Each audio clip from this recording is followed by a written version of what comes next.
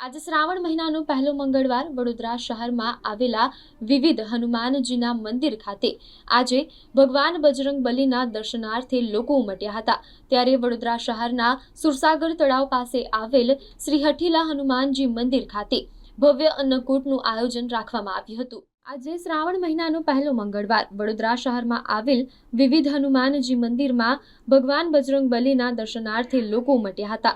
વડોદરા શહેરના સુરસાગર તળાવ પાસે આવેલ શ્રી હઠીલા હનુમાનજી મંદિર ખાતે આજે ભવ્ય અન્નકૂટનું આયોજન રાખવામાં આવ્યું હતું। વિવિધ વાનગીઓનો આજે અન્નકૂટ હઠીલા હનુમાન દાદાને પ્રસાદી રૂપે ધરાવવામાં આવ્યો હતો। આ અન્નકૂટ વહેલી સવારથી ભાવિ ભક્તોએ દર્શન કર્યા હતા।